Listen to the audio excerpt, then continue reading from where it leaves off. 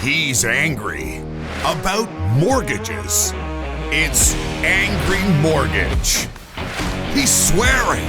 He's cursing loud. He's old. He's opinionated. And he's been doing this so damn long. This program is about mortgages, and this is mortgage advice, but the advice may not apply to your situation. Contact licensed mortgage professionals for specific recommendations before you make decisions about mortgages. You may not agree with Ron, but if you don't, he thinks you're wrong. Oh, and did we say there is a lot of swearing? And we're back on the air at Angry Mortgage. And people who keep asking for the dates, all right, I'll succumb a little. It's sometime in October. There you go. That's all you fucking get, okay? Get so much requests for the dates. What difference does it make, honestly? Like, building a library of Angry Mortgage? Not sure that's wise, okay? My very special guest today is Denise Laframboise, who is the Chief Operating Officer of BRX Mortgage, which is my old pal Scott Peckford's mortgage brokerage, okay? You know, I love it that it's called mortgage, okay? Because like I've said on many occasions, why do you call yourself financial if the only fucking thing you do is mortgage, right? Like what Capital Solutions, right? Right, exactly. Or some totally name that doesn't mean anything. Like, and I know I keep getting in trouble with this, but like a fruit, like pineapple, okay? Like, I love you guys. I love you. I love you, owners of pineapple. I do, but I do love talking about. Have I ever told you, Denise, about pineapple, the actual symbol of pineapple? No. So I should let you know that pineapple is the number one safe word for dominance and submission. Oh, I did not know that. In the English-speaking world, okay? Like, for all you folks out there who are part of the Church of Jesus Christ of the Latter-day Saints, or you're born-again Christians, I mean, in the submissive dominance world, you have to have a safe word when the party who's being dominated. Yeah, I know everybody's starting to say, why does this fat fuck know all about this? But anyway, I'm well-read, put it that way. I'm extremely well-educated at all things. And you have to have a safe word if things are going off the rails. So if you say the safe word, that everything stops, okay? Now, the number one word for that is pineapple in the English language. That is the number one most commonly used safe word in the English language. And I do say that to my buddies at Pineapple all the time. And they're very good sports about it, but I know they actually fucking hate it. Totally hate it. And, and this is important. Again, don't everybody go wild on why I know this, okay? But, like, if you're in the swingers community, they call themselves something else now. I can't keep track of it. But if you're in the swingers community, and they go to conventions sometimes. That's typically in Vegas or some other town like that, okay? And they rent out a bunch of motels. The swingers do, okay? I think they call it the lifestyle or some damn thing. Anyway, if you're in the swingers community, when you rent out this motel, like you rent out the whole motel, like there could be like, 50 units in the motel, okay? If you, to symbolize welcome, like come in, just doors open, come in and join in, okay, in the swingers community, you put an upside down pineapple outside your door. That's how you do it. So that I had heard before. You had heard that before, okay. Because I actually live in Brooklyn, which is supposed to be the swinging capital of Ontario. Stop it! Stop it! What? Did you know this? What? No, I did not know this. Like, tell me, what's going on here? So what? Brooklyn? It's a tiny little community of like 12,000 people, but it's supposed to be the swinging capital. It was on a radio show. Anytime my realtor hears about it, they send me things. It hits the news once in a while. Brooklyn is the swingers capital of Ontario. Yes. Oh, Nelly. Okay, well, hey, guys at Pineapple Mortgage, don't live in Brooklyn. I mean, it's just going to it's going to really screw everything up, okay? That's going to give credence to my bullshit, okay? There were all kinds of things. Like you had to leave your garage door half open. We tried it. Nobody came over. So you need the pineapple. You need that big upside down pineapple thing. That's what you need. And there were also like stars, like big metal stars on the door was supposed to mean swingers. No, I think the pineapple's key. It could be. Okay, you get but that. we live in Canada. Like sometimes pineapple in the winter is hard to get. No, you got to get a statue. Like you got to get like a 2-foot tall statue of pineapple, put it upside down, and people will show up. I think. Okay. I'll figure it out later. My kids are too little right now. I don't have time for this. I don't think you're committed, Denise. I don't think you're committed. You're not committed. As soon as somebody says, "Oh, my kids I got too busy with my kids for swingers," okay, you're not committed for sure. Okay. How do we go down this road? It was just Mike constantly making fun of the poor guys at Pineapple. Like, I'm sorry, Pineapple guys. Sometimes I just go on a rant about that thing. Anyway, it's bad enough. Like every time, like I'll do that. I just did it 2 weeks ago. So they're at this mortgage conference, and I'm walking by. I say, hey, hi guys, how are you? And they say, oh, hi Ron. And then I say, should I do it again? And they look at me like, well, oh, Jesus, you really feel you have to do it? Yes. So whoever they're talking to, if they're talking to a bunch of lenders, I'll immediately launch into the safe word thing. So, I mean, I've been doing this now since they've been open. Okay. Like, I really do like you guys, but I know what you're thinking. Like, no, you don't, you fat fuck. You do not like us. You're always raising hell with us. But I can't resist. Some things are funny. I just can't resist.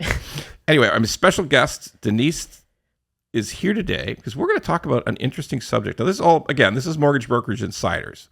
This isn't the regular podcast. We're talking to people who are in the mortgage business about how things work inside the mortgage business. And sometimes people aren't interested and sometimes people are very interested. So we're going to talk about that. Tell us a little bit how you got into the business because you had a very unusual, don't get me wrong, I realize nobody who's in the mortgage brokerage business, when they went to see the guidance counselor at high school, were told, you should be in the mortgage brokerage business. I mean, that has never happened in the history of the world, okay? Unless their parents were a mortgage broker. Oh, yeah, right? Exactly. If your parents are a mortgage broker, you got a decent shot at becoming one. But tell us how you got involved. Well, I worked in healthcare, which is a natural progression. It's totally related to financial. You're right. I worked in healthcare for 15 years. Had 3 kids, couldn't do the long hours that healthcare demanded. Like I couldn't do the shift work anymore. And so I just needed a new job. And my mortgage broker at the time said, like, why don't you try this? Like we had rental properties. So the mortgage broker who got you properties, right? So that was who we always went to for like our rentals, or I need a refinance to pull out more money, or I need to do whatever. And so they were like, do you remember the last time you did a purchase plus improvement and the guy at Scotia didn't know how to do it and you talked them through it? And I was like, yeah. And they're like, you could do this for a living. Scotia, by the way, that was probably just an accident for everybody working at Scotia. That was just that guy that just started that day. It was a brand new, started that day. Guy at the branch. That day. It was at the branch. All the brokerage people would know exactly what to do. He's just a guy who just started the previous week at the branch. So we're not. Yeah, realistically, I had done Scotia. It more than he had. Fair enough. Right? Yeah, it wasn't his fault. Okay. So then there you are. You're using mortgage brokerage, and then how did you needed to make a change But how long had you been in healthcare? I was 15 years in healthcare. Jesus, and then I'm 7 years in the mortgage business now. Did you start in healthcare when you were 11? I mean, yes, absolutely. Yeah. Okay. Yeah. Jesus. Because you don't look like you could have a whole previous career. But anyway, nobody's as old as me. That's just the way it goes. So you approached that. What happened? You talked to that mortgage broker, and how did? Yeah, and so he said, "Oh, just go take this course." So I went to Seneca and I took the course. The $300 course. Yeah. It was $400, and it was 1 week. It was 1 week, and so I did that, and then he was like, "Oh, my brokerage is the best. Reach out to them, and they'll hook you up with." Because he was a few hours away from me. Sure. So he said they'll hook you up with brokers that will hire you. And then no one would hire me because I hadn't worked at a bank. Oh, you didn't have the financial mortgage background. Yeah. Well, I had a degree in economics. Okay, but obviously the math didn't seem that nobody hard. with a degree in economics is obviously that's somebody that a mortgage broker wouldn't want. Like, what's wrong with us, for Christ's sakes? I mean, like, that is wrong. Anyway. And I'd had all this experience talking to people in stressful situations in healthcare. Like the customer service aspect was there, but nobody was interested. Wow. So eventually I found somebody who would hire me, and then it went from there. So you got hired finally from disinterested mortgage brokers, and how did it progress? Well, I think there's definitely more training than there is now. And we would do like lender meetings, and they would read their rate sheets to us and talk about their products. But actually understanding how to get business and how to talk to people, like there wasn't a lot out there. So I was taking courses anywhere I could find them.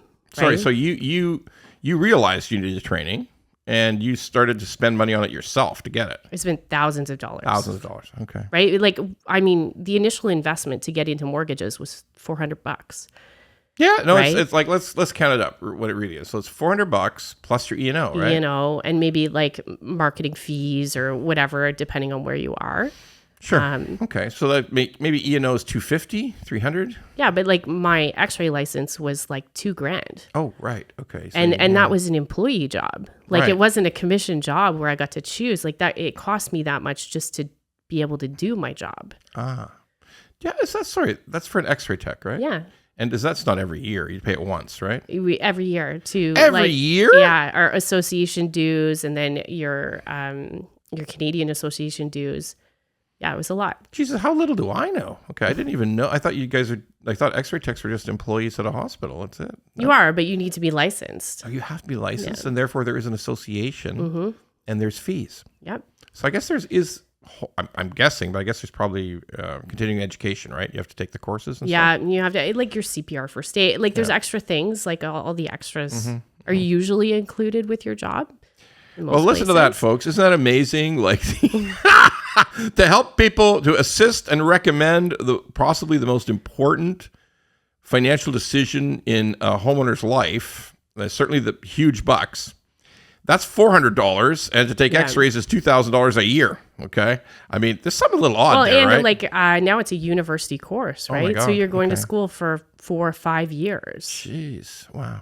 Okay, well, yeah, we are. There is no in BC. I think BC's got a course, like it goes on for a while, but in Ontario, and I think throughout all of the prairie provinces, I think it's very, very quick. Right? Yeah, in Alberta. And BC is a little more expensive. Like it's expensive $1,500 for 2 years. Yeah, no, BC, they do. I'll be honest, they take it more seriously in BC. The regulator takes it more seriously. Don't get me wrong. I think our regulator in Ontario is catching up. I think we're going to see more and more. They're taking an interest in what we're doing.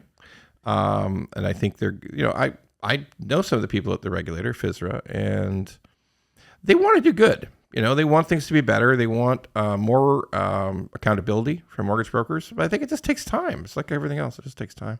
So then you got involved and you started doing mortgages. Yeah. And so you took all this training, which, by the way, folks, a lot of people don't take any training. That's fair, right? Yeah. Oh, lots of people sign up and pay for training and never get actually do it. Yeah. Or they pay for training and they never action it. Okay. So would you say, because you talk to a lot of brokers now in your new position, so let's just jump straight to your new position. So Scott reached out to you, and what happened? He told me he had a crazy idea that I should work with him. Crazy? Right? So he said, I got a crazy idea. Yeah. Okay. And at the time I had a very successful mortgage business. So it would be, it's a pay cut or potential like to try something new and see how it goes. But, we kind of worked out a plan that seemed to make sense for both of us and tried it out. So far, so good.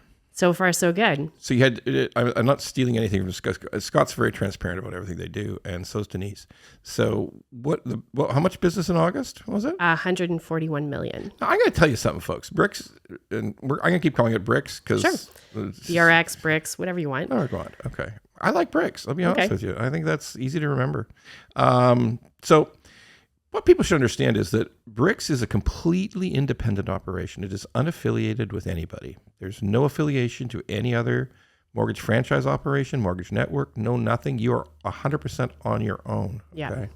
And it's been about 2 years or maybe a little less? Yeah, a little less. Okay, so I'm going to just say this very openly and very distinctly, and everybody listen. To do $149 million in a month from a cold start, very, very cold start, less than 2 years ago, is very impressive. So hats off to you and Scott. That's a very good number to hit.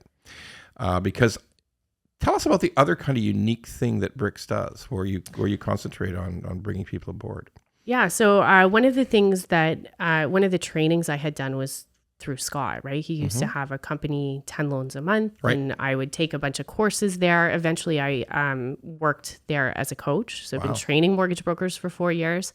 And so part of the mandate of BRX is to be a really great place for training brand new brokers. Rookie mortgage agents. Brokers. Rookie agents, yeah. Brand new brokers have an insane amount of live and recorded training. They have support. They have somebody sitting in a Zoom room 8 hours every day, longer than that, to answer questions for them.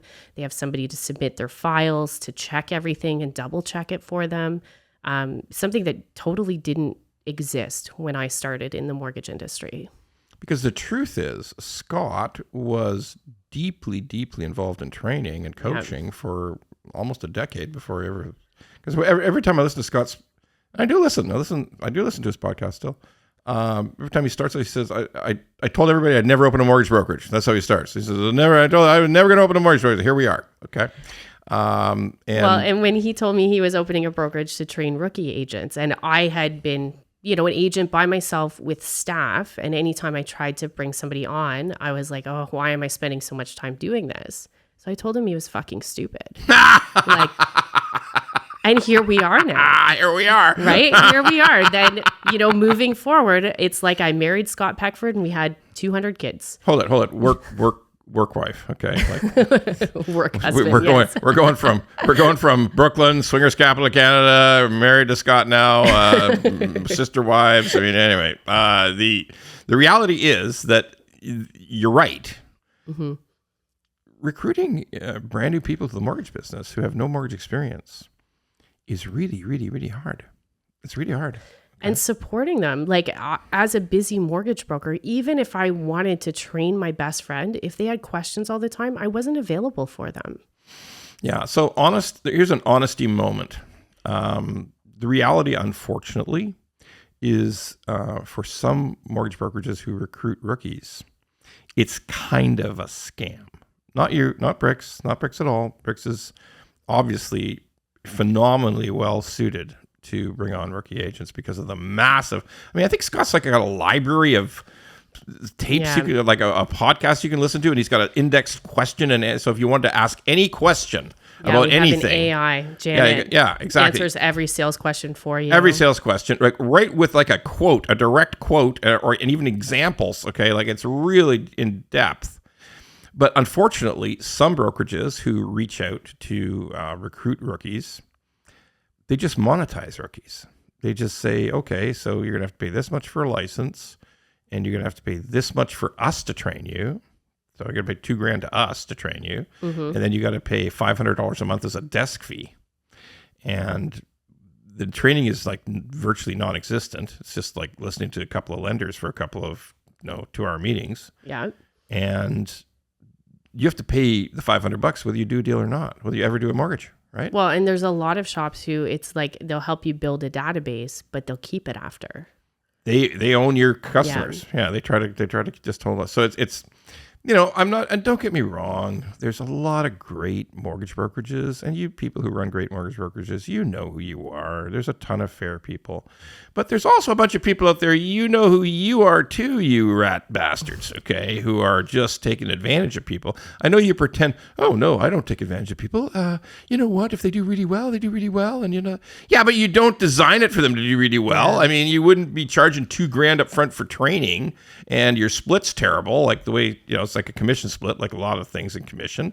The house takes 40%, the poor agent gets 60, but then of course they didn't tell them about the volume bonus. So in reality, the agent's only getting really 35% of the whole available compensation. I mean, we've seen all that, right? We've seen it. But I think it's, what are you getting for your money? Yeah. Right? I would have been happy to give 100% of everything I had earned and I did, to education, if somebody was willing to train me. Yeah, you did that voluntarily. Right? Yeah. I'm spending all my money on stuff that I wasn't getting. Mm-hmm. A lot of people are in the same boat. They're just not getting what their money's worth. And, here's the other truth about recruiting rookies. No matter how good your training. This is, by the way, this will be true in real estate. It would be true in financial planning. It'd be true in the insurance business. Anything that's commission based. Sometimes rookies just don't work out. I mean, that's the truth of it all. Okay, and it's they could have the best intentions, but it's just not a fit. Yeah, I think we're at a 17% failure rate right now, which is not 17%, bad, right? Everybody else has a 17% success rate, for Christ's sakes. I mean, I'm not kidding. Like, I know this business. I'm 29 years almost, okay? Like, 17% failure rate? Yeah, like, 17% of the rookies that have come into our program have opted to not renew their license or to go do something else. I think that makes you the most successful rookie training operation in the history of the mortgage business. I hope so. Because I'm pretty goddamn sure it is, because if you talk to the average, you put a couple of drinks into the average mortgage brokerage owner, they'll say to you, yeah, rookies, maybe 1 out of 10 if you're lucky last year. Okay. Like, I've heard that a lot my whole life. Okay. Yeah, but this was built on purpose to support rookies, right? That was where Scott started the brokerage. Oh, sure. But still, it's a fantastic outcome. It really is. I mean, 83% still there after a year? Yeah. Holy shit. That is terrific. I mean, I didn't know that stat. Scott, publish that stat, goddammit. Like, that's something you should put front and center. Jesus, that's a great stat. Holy mackerel. Look, it's just true. There's a ton of mortgage brokerages won't hire rookies. That's just true. I'm not beating them up for it. That's okay. You if you're in business for yourself, if you own a mortgage brokerage, you get to pick your model. Okay. Yeah. So you want to hire rookies, that's fine. Although I always scratch my head and think, okay, if you're not willing to hire rookies, where the hell do you think the experienced people are going to come from? Like, they didn't just, experience didn't just grow to the earth like a mushroom, right? Like, well, and when you're experienced and established, like, it takes a lot to move. Right? Like, it's a big effort to move, and with active files, it active sucks. Files. Yeah, you're right. It does suck. So tell us some of the things that you think contribute, like, just break it down a little bit. What does contribute to, and give a couple examples of what really contributes to the success of a rookie coming to your brokerage? I think a big focus on sales, but also a big focus on mindset. So we have, like, actual mindset coaches, like NLP coaches. What do you mean by mindset? Like, not fear of rejection, not like, they're actually trained to believe that they can be successful, to not be afraid to pick up the phone. Like, I think the mindset piece of it is often ignored. Everybody tells you what to do, but if you don't have the skill set to do it, or you don't believe you can do it, like, that's a big part of it. So, for folks, for everybody who, I would say this, for everybody who's not ever been in commission sales, when you have to start by approaching people, is it fair to say sometimes picking up the phone is the hardest thing? Well, I think so. I think people are terrified of what that other person's going to say, or what if I don't have the answer? So you spend a chunk of your time initially just, I don't know, not you, but your trainers, your coaches, spend a lot of time just getting people to understand. By the way, NLP, why don't you explain that for us? Because I know what it means, but I'm a sales nerd, so I know what it means. So, like, neuro-linguistic programming, it's basically speaking in the language that people like to hear, right? You're speaking in a language that's palatable for someone. Okay, so it's like the study of what language works to convey a message, right? Because I do know a little bit about it. Like, I too, when I was young, I spent a lot of time and invested a lot of money in training. Okay. And I actually, there's a guy named Anthony Robbins, who I guess people have heard about. He's an NLP guru and kind of a famous guy. He is, like, I've met him a few times actually. And he literally is like 80% Neanderthal DNA. Like, I'm kidding. I'm not kidding. He's like 6'6". Like, he's got the brow ridges, not from steroids. He was born with brow ridges. Okay, he's got brow ridges just like a Neanderthal. He looks like a Neanderthal. His shape of his face is like a Neanderthal. He's obviously smart as can be, but quickly to describe how come I know about Anthony Robbins is, he used to run an event called a Firewalk. like way back when. He hasn't done it for a long time, but he used to have an event that he put on where he would have hot coals, like they did in Fiji, and all the guys would walk on fire, right? They'd heat up coals, and you could actually see them heat them up. Like when they start the event, they take you to where the firework's going to be, and they show people pouring the coals out and lighting them on fire and getting them hot. Okay, and then they take you back for the course. Okay, so then you come back out, like in the evening, they got all the lights set up, and they have people walk on the hot coals. Okay, you got to take your shoes and socks off. And you got to walk on. There's a little system to it. Like you got to walk at a certain speed. And as soon as you get off the hot coals, there's like a mat where you can brush your feet off immediately because you don't want to get little cinders stuck between your toes and then your toes catch on fire. You don't want that. But it works. Like it works, okay? Because like a couple hundred people walk across the coals, okay? So they have people who just sort of help, just walk along with you, staff members. Tony Robbins has staff members who walk along with you. But interestingly, when it was coming to be my turn, all of a sudden, Tony Robbins shows up beside me. I didn't even notice. Well, all of a sudden, he's there. And he says, I'm going to walk you across myself. And I thought, first of all, somebody might think, well, that's some kind of a strange honor. He's walking Ron across himself, because I'm literally nobody back then, 25 years ago. But I figured it out. What Tony realized is, if this fat fuck did a face plant in this fucking coals, like, I'm in trouble here. I am in trouble. Like, I'm 6'6". He didn't have insurance for that. No, well, you signed like a 3-page waiver with bold letters on it, like, I may die in this whole thing. It's a huge waiver.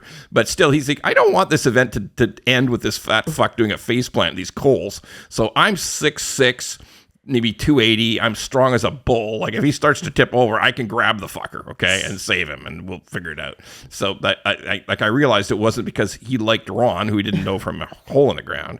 Just, I'm not going to let this fat fuck do a face plant in the fire, okay? So I can make sure it goes across. So that's neuro-linguistic programming. I have a story for everything. Everything in the fucking world, I have a story, okay?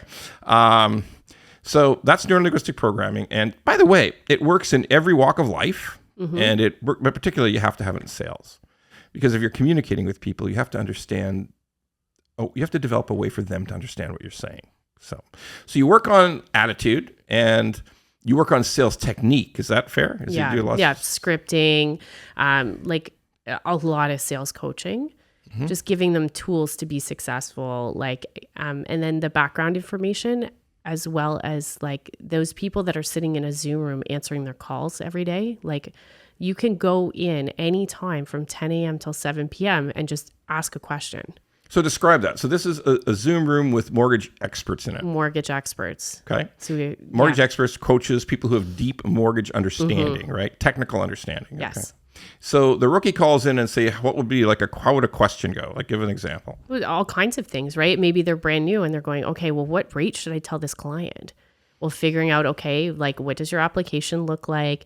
What do they qualify for? How to do the pre-approval? Like, I think about when I was new, I was terrified to give a client a number or a rate or like what to do. And you have experts sitting there helping you with it, so that you're not afraid to make a mistake. Well, that gives you deeper permission to go out and just sell. So that's got to be unique. Like there's a lot of availability, right? In the Zoom room. You're going to get through that day. You're going to talk to somebody, right? If you're a rookie, you're going to be able to talk to somebody. 2 people every day. So usually there's 2 or 3 people at a time. Some of the rookies even will just go hang out in there and listen to what the other people are asking so they can learn. Wow. Like, think about that, getting to learn on actual files case all the by time. Case. Yeah. Wow. Jesus. That is something. And just an aside to everybody, like, Denise is right. Most of the training in this business is no screaming hell, but there are some brokerages that do spend time on training. They try to, but I don't know any brokerages that go this deep. I don't know. This Zoom room is like 5 days a week? 5 days a week. Jesus. Okay. That's impressive. By the way, I'm not getting paid for this. Okay, nobody thinks, yeah, what's Scott paying you, you fat fuck? I guess a big advertising. We're a startup. We can't afford to pay you. You're just shilling for these sons of bitches. No, not really. I just known Scott all my life. I met Denise. I like Denise. She seems a very honest, straightforward person. And I just kind of like the transparency thing, because there was a time, because that's sort of the story behind your mortgage, right? Like mortgage brokerage. Like, what do you call it? There's like 3 things: transparency. Yeah, like transparency, education, always getting better.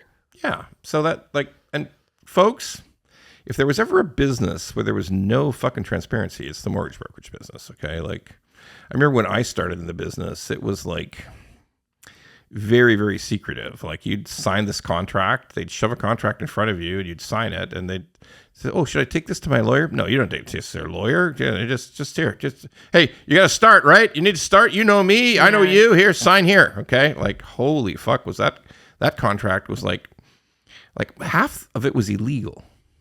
Yeah. Honestly. Well, when I think about when I first started, I signed something with the agent I was under. Oh my God. I was beholden to the broker's contract I'd never even seen. Whoa. Right? So you never even signed a contract with a brokerage. You signed with another agent. Yeah. Yeah, that's a bit fucked up, right? Yeah. But it's not uncommon. No, it's not uncommon. You're right. And that's who would hire us. Wow. Okay. Yeah. The PIP on this contract, by the way, like some people have written in, put little comments on the podcast, like, what is this PIP you're referring to, you old fat fuck? Okay. So in Old English, like seriously, you go back to Old England, I mean, they would call something that was really amazing the PIP. Okay. Don't ask me why. I don't know. I'm not going to research that, but that's why I say I do use that terminology sometimes. So the PIP of this contract was, they had like a map in the contract, a big map that was in the contract, which was the entirety of Southern Ontario. Okay. And the part of the contract was, if you quit our brokerage, you cannot do any mortgage brokerage in this whole map area for 2 years after you leave. Okay. Like I never even knew it. I read it later, like about 6 months later, that what the fuck? Okay. Like, and of course, when you finally, you come back and you say, hey, this seems a little weird. Mm-hmm. And the broker always says, oh, don't worry about it. We would never, we never do that. We never enforce that. So that particular broker, when I did leave, he stole $236,000 worth of my commissions. Wow. Yep. Just seized it. Okay. Just said, no, you owe me. Because the parts of it, some parts were completely illegal. Like that map thing and the 2-year thing. Right. 100% illegal. And this is something people should know. This is a really important thing you should know about employment contracts. People can put illegal terms into an employment contract. They can. They're unenforceable under law, but that doesn't mean you can't put them in. Okay? Right. Like there's no law against putting illegal clauses in. So anyway, you guys are obviously, you got super transparency, right? Like everybody, and if people want to leave. Our contract is on like online, a website. Right? Like anybody can go look and read the same contract that every single agent gets. Jesus. Oh, the contracts used to be like secret, kept under. You had to sign an NDA. I remember once I got sent a contract to join a brokerage network, and you had to sign an NDA first that you would never reveal that you had what was in your contract. In the contract, yeah. Yeah, so that's a little different than having it online for anybody to read. Okay, so there's that. There's the training element. There's the Zoom room, which is like friggin' brilliant. There's all this endless video and audio coaching that just goes back. It's you got a step-by-step program, right? Like literally from day one for what a rookie should do. That's right, isn't it? Yeah, and then we're adding more every week. Every week that somebody comes in and says, I have a question about bridge financing. Okay, well, let's build a training for that. Like we're adding stuff every single week. And you, in the scripting you talked about, so you can actually, as a new agent, you can just have a script in front of you. Boom, you've got it. So if you want to talk to somebody about a pre-approval, this is all the questions that can come up. Everything's there. Wow, it's really impressive. And going back to transparency, if you want to leave, how hard is it to leave the brokerage? You just let us know, and then off you go. We will not withhold or keep any of your commissions. Like you get what you earned. Wow, not a penny. You don't hold back nothing. Okay, just whatever your split was supposed to be, right? Yeah, so that's it.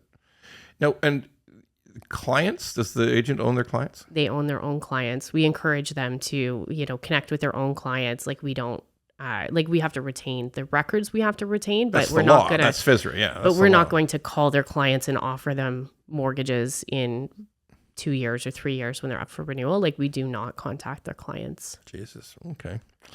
Yeah, I remember this other the brokerage that I left called every single client and said, "Yeah, we think Butler's gone. I think he's left the country.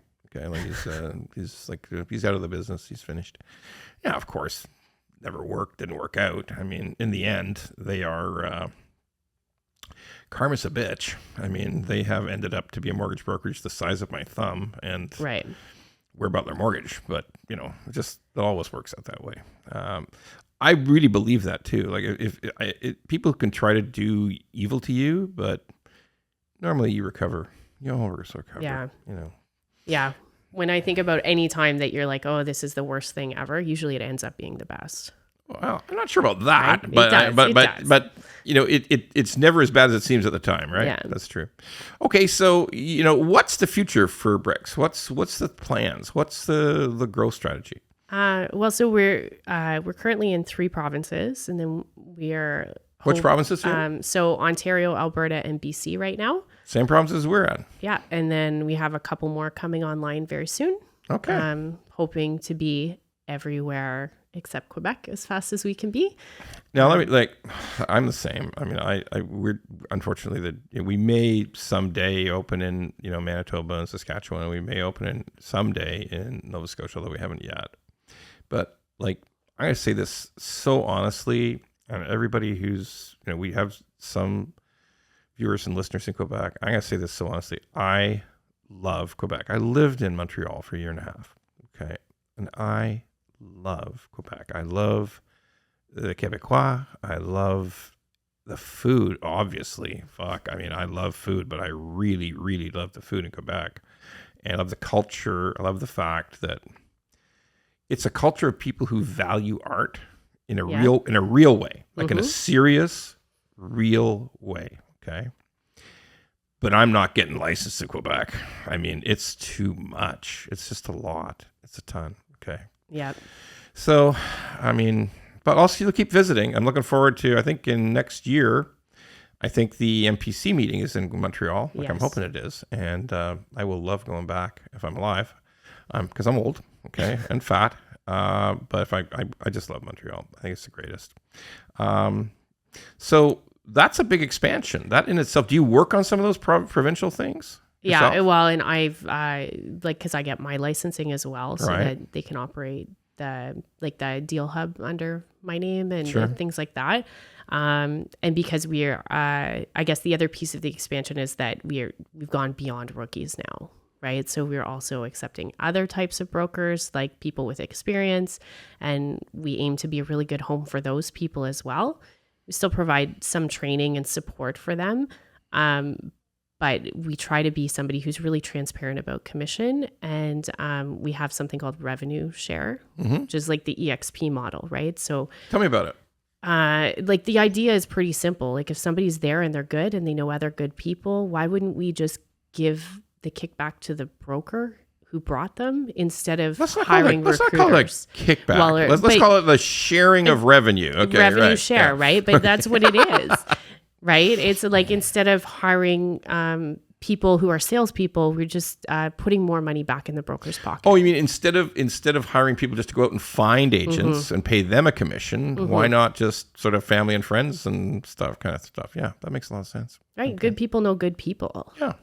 Now, there's always a little challenge to hiring experienced mortgage brokers, right? So what would you say the key challenges are? Well, the thing is with a rookie broker, I know how they're trained. Because you did the training. Because we trained them, yeah, you right? Trained them from the start. Yeah. We have the program we built, we teach them the way we want them to be taught. With experienced people, you don't always know what they don't know, right? Or what they think they know. Or what they think they know, or what they're, they were taught to do something one way. And so then I feel like there's a little more keeping an eye on them at the start or checking in to make sure that there isn't something that you need to know about. So are you the principal broker in Ontario? Scott. Scott is the principal broker everywhere. Everywhere. He's principal broker everywhere. Okay. But you keep an eye on compliance in Ontario? Okay. So this is a big thing Denise has brought up. Okay. This is compliance. This is agents doing the right thing, agents not veering off track and, telling customers not something that's not true. Okay. Maybe not intentionally, but just happened. Okay.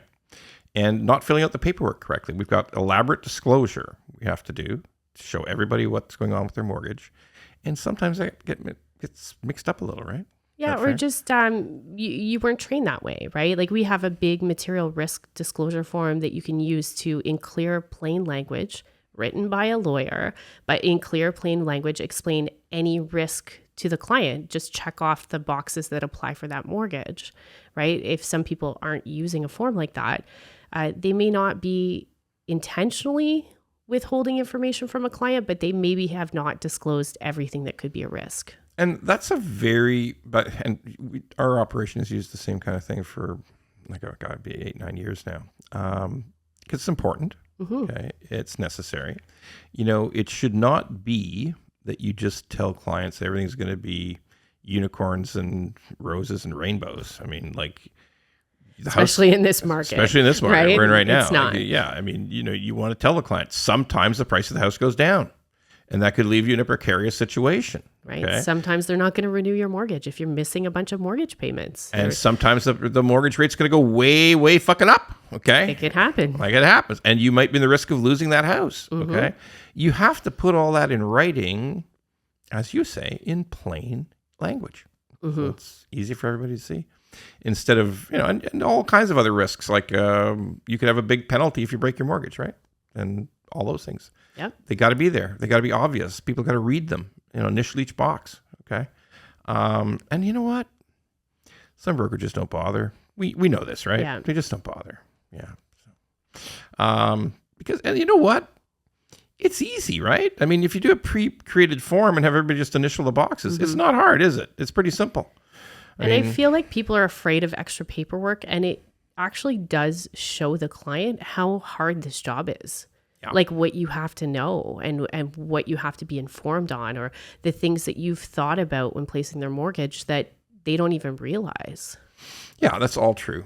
And that's, here's the thing. I think you might agree with me, Denise. The mortgage itself isn't that complicated. I mean, here's the rate, here's the payment, here's the amortization. You make your payments, you give us all the documents we ask for, and you're going to get your mortgage. Okay. Yep. And then you just make the payments on time, keep paying the property tax, and keep the house insurance. Keep it forever. And it's a bilateral contract that's very well established law, and it works well. Okay. Yep.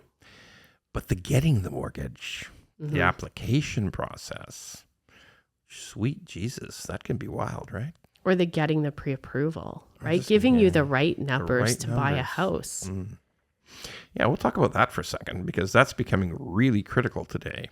Yeah. So where do you see the biggest breakdowns on the pre-approval side? Because some things can go way wrong. So where do you see that?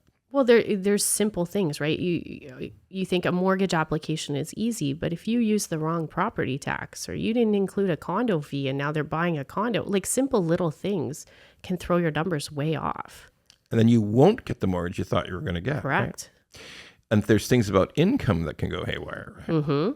Now, everybody does the same thing. Everybody sends the client a digital application and complete the digital application to the best of your ability. And there might be a few things missing, and the mortgage broker will review them and ask you some questions. But what can go wrong on income? Because some things can go wrong. Everything. Every goddamn thing. I specialize in self-employed, right? Wow. So everything, right? Oh, I make $2 million. Well, no, your business makes $2 million, and it's actually in debt, and you make $40,000, and you want to be approved at an A lender. That number may not work. So when we're talking about making $40,000, that's what you're paying income tax on. That's what you show CRA that you make. Okay. But your business might gross $2 million, right? But everybody quotes their gross business income, not what they paid themselves or what they paid themselves after write-offs. Doesn't work that way.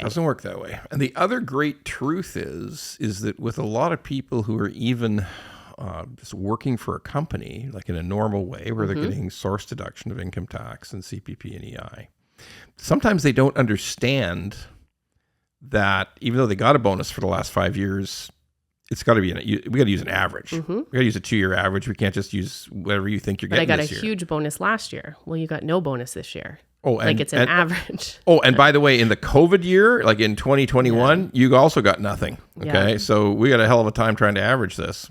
Or overtime. Okay, I see you got a ton of overtime this year. Yes, I do. That's my income. How much overtime did you get last year? I was at a different job last year. I got all overtime. Oh, okay. Well, I'm part-time. I work more than full-time. Do you have any guaranteed hours? No. No, How but long I'm have you working been a there? lot. 6 months. 6 months, but I'm working a lot. Yeah. Like I work at a lot. Or I make $85,000 a year. Oh, that's great. Where do you work? Oh, I have 3 jobs, all gig jobs. Okay, like holy shit. Yeah. Or they give you a T4 that says 55. Yeah. I thought you said you make 85. Oh yeah. Is it a little bit different? Yes. A little bit. The numbers on the paperwork are different. They're different. Yeah. So remember, folks. God, this is the truest thing. When you get a pre-approval, if you go on that sort of generic bank application and you start filling stuff out and it says you are pre-approved for a $700,000 mortgage and nobody looked at your documents and nobody examined it and nobody checked it out. It's just the computer spit out what you can get as a mortgage. I call bullshit on that. That is not going to work out, okay? If you want a legitimate pre-approval, you come to Butler Mortgage, you come to BRX, and you'll get a legit pre-approval where people will study the hell out of your documents and give you a truthful, real pre-approval, right? Yeah. Yeah. Well, and the difference between what you put on your application and those numbers, like maybe to a client, it's only $4,000 or $5,000, but that little $4,000 or $5,000 matters when the rates are this high. Oh yeah, it does for sure. Because when the rates are like 6.6, we got to add 2% stress test to that. Qualifying rates like 8.6. That ain't easy. 8.6. Holy gypsy. So and you got to have professionals who know how this works. By the way, I want to emphasize, a mortgage itself is simple. There's the interest rate. Here's the payment. Make sure you pay every month. It's simple. When everybody tells you mortgages are complicated, you're talking to a bullshitter. But when the truth is, when somebody says getting the mortgage might be complicated, that's true. Absolutely. Absolutely. And true. you add if you have a couple of rentals and how much rental income you can use and if it's consistent. There's all kinds of things that and you can lease go a wrong. Porsche Cayenne. For $1,400 a month.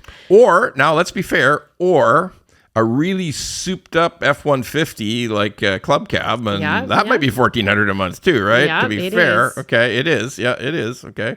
Like car leases are big time now. Big time. We see it every day. So that's the truth about how real professional brokerages work. They train people to give accurate pre-approvals that are right and that don't mess you up when you actually go out and buy the house. I know that sounds like simple, and I know that sounds like everybody should be doing it. So why are you talking about it? It's because Denise and I have seen disasters. That's why, right? We've seen it. We've seen people thought they were pre-approved, and they weren't. They just weren't. Not really. They weren't correctly pre-approved. Okay, so that's so once you get to these other provinces, but you guys are growing at BRX, right? I mean, that's. So if people want to get a hold of you at BRX, because you sort of look after bringing new people on? So we actually have an onboarding specialist. Gotcha. But anybody can email like ask@brixmortgage.com or Denise at BRX Mortgage or Scott at BRX Mortgage, and we can answer any questions or put them in touch with the right people. So they can get themselves processed. And remember, folks, I've been doing this for 29 years, and I've been following Scott for about 10 years, and I'll be totally honest. I don't know of a rookie program like this. I don't believe it exists anywhere. I don't think so. No. And by the way, it's not altruism. Scott and Denise do this thing to make money, okay? But because Scott has this 10 years of training and coaching all logged and set and ready to rock right from the beginning, it works out for rookies. It just does. I mean, I don't think we're going to have any other mortgage brokerage all of a sudden hire a guy who's been training for 10 years. And it's like you started at year 10 instead of starting at year 0 to build it, right? Exactly right, how it works. So thank you, Denise. It was great having you. We really enjoyed having you on the pod. And for everybody by the way, I should make one final point.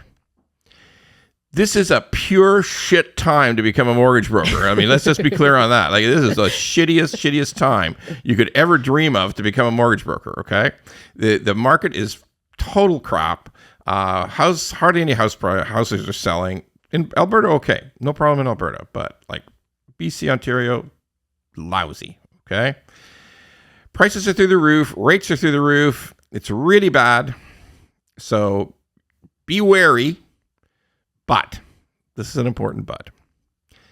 Everybody I ever knew who started at the worst possible time in any business, whether it's mortgage brokerage, real estate, you name it, whoever starts in the worst possible time in a market and survives typically ends up being a star. That's been my experience in my life. Do you know when I started? When'd you start? November 2016. Oh shit, that wasn't. And people were like, "Oh, it's insured and insurable, and this is so confusing." And that's when the market the whole thing had just changed. Yeah, right then. It just changed, and I was like, "I don't know any better. Just tell me what to do." Yeah. Tell me what the rules are for this one. Okay. Yeah, because when the mortgage business changed in 2016, what happened is it used to be you could bulk insure everything and like whatever. And I know I'm getting complicated. I'm sorry, but like it was just easier to get rates done at mortgage finance corporations. It was just you get better rates, you get better service, everything was great. And then boom, one day the government said, "No, we're not going to do that anymore. We're going to do this limit, that change, this change." Yeah, and all of a sudden, different rates for all these different products. All these different products. It used to just be one rate for everything, maybe a little bit better for high ratio insured, but that was it. There was like, oh my God, it was like catastrophic. And that's when you started. And people were panicking, and I had no idea what they were talking about. And it all worked out. I just said, tell me what to do. Yeah, just tell me what to do. Yeah. I'll do it. And so I reiterate my idea. It is a very shitty time to start in the mortgage business, but if you do and you survive, you will be a star. Thank you, Denise. Really enjoyed having you, and good luck to you in BRX Mortgage. Thanks. Thanks for having me. My pleasure.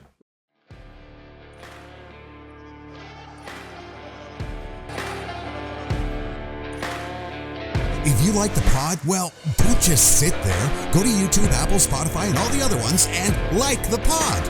And don't forget to subscribe so we can keep being angry at mortgages and swearing about mortgages. Angry Mortgage could use your support.